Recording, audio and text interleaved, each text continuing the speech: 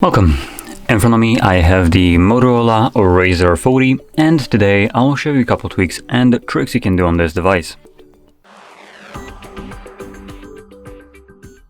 So, let's get straight into it.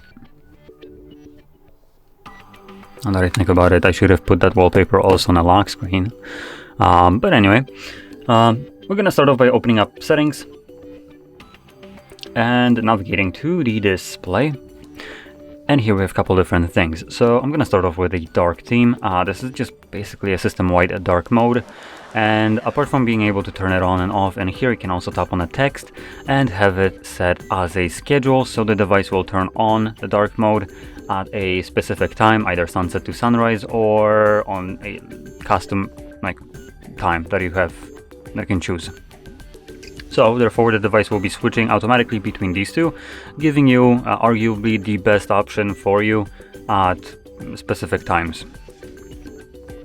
Now moving on to the next option, which is also under the display, it's colors.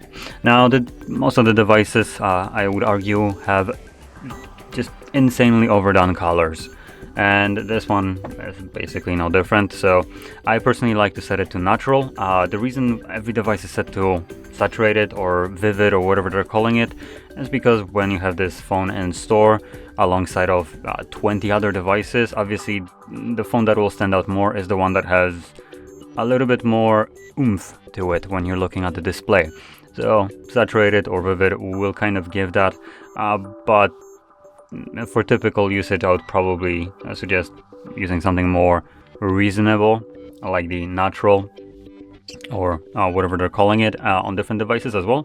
So yeah, it will tone down the colors a little bit and make them a little bit more washed out looking. But when compared to some other photos, which we only have one preview right here, natural will usually be the more accurate color rather than vivid, which makes some colors look just like they're straight out of nuclear factory, glowing. So yeah, I personally just like natural. Now anyway, moving on to the next one, it's going to be the peak display, and that's somewhere in here. There we go. So it's basically a always on display, though not really. Personally, I think best case scenario here is to turn that off. There is really no need for it because this option would be fine if this device didn't fold in half. So peak display gives you no benefit when the device is folded, and when you unfold it, it automatically lights up. And you probably won't be keeping the phone like this locked, because that just kind of that's not the point of the foldable device. So yeah. So anyway, moving on, gonna go back. We also have couple things that I'm going to mention here. So we have the 3-finger screenshot. If you want to have that, you can enable it here.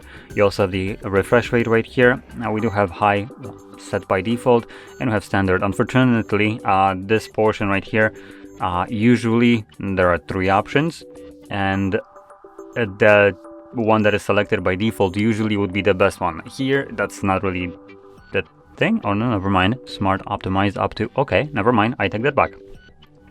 So here we have 144 Hz and 60, but the 144 can actually optimize it from 1 Hz all the way up to 144. So that is actually really good.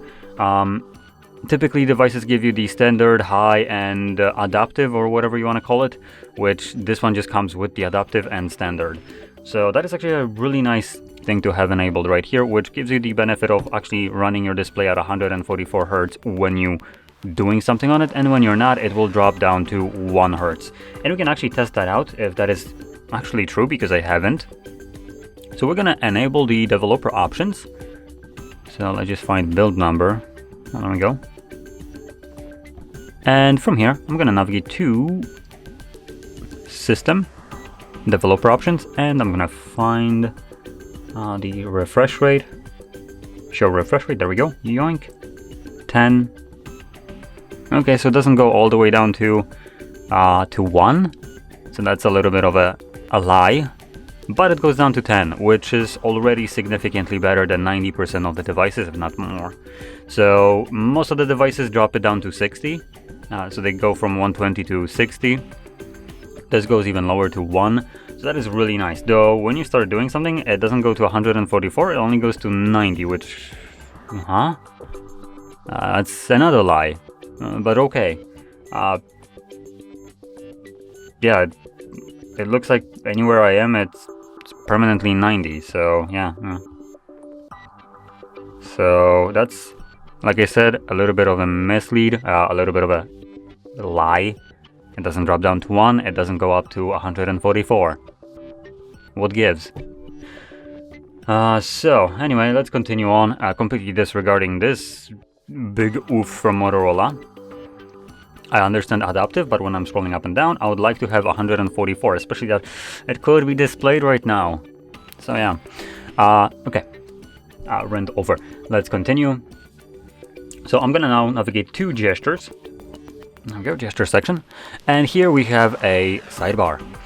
So this is disabled by default, it looks like. And what it is, it's basically additional, kind of like a sidebar, which you can pull out, and it gives you access to several different things. Cool. There we go. So we have a bunch of applications, we have settings, we can, come on, move this around. In settings, it shows us what we can, or what applications we can add in here. And going to it, we can, I believe, though I'm not necessarily sure. Oh no, okay, so it works like that. So you just open it up and it automatically opens it up in this kind of pop-up view. So this will allow you to use 2 different apps at the same time, as you can see. And this, for instance, YouTube will work no problem right here. The only time it will stop playing videos if you open one up is when you do this. There's a minimize button, it minimizes into an app head, and it would stop playing whatever you turned on in the background. Because YouTube now is not as a, well, on a foreground application. When it goes into background, it automatically pauses YouTube, unless you have YouTube Premium, which is kind of a freaking scam. So I recommend, if you want to play videos in the background, to just look for YouTube Revanced. You can thank me later.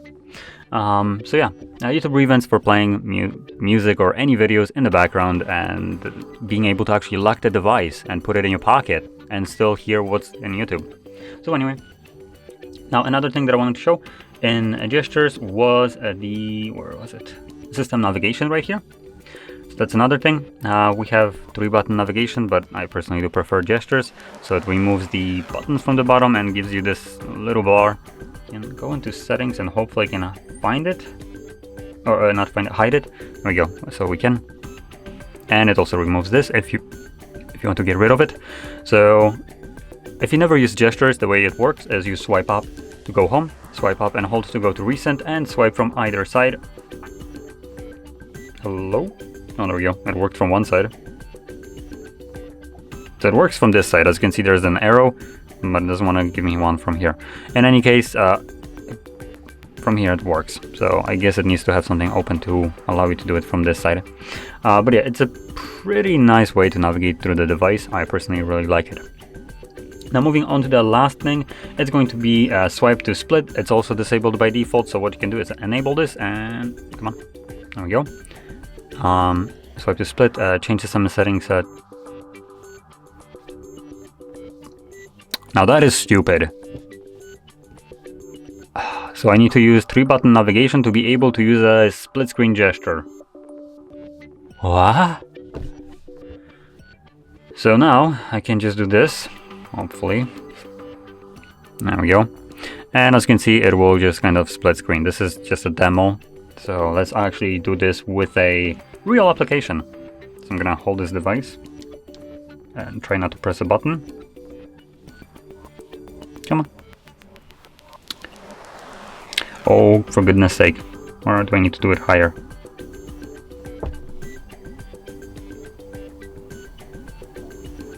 Yeah, it doesn't want to work now. Awesome. Let me just make sure that it is enabled.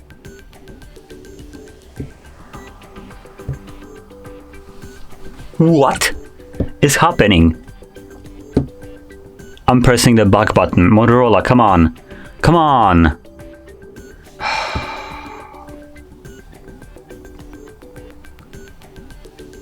Are you kidding me? There we go. So let's try to get back to this, swipe to split, and yeah, it's off. So that would explain why I was not able to actually activate it. So now, there we go, now it worked.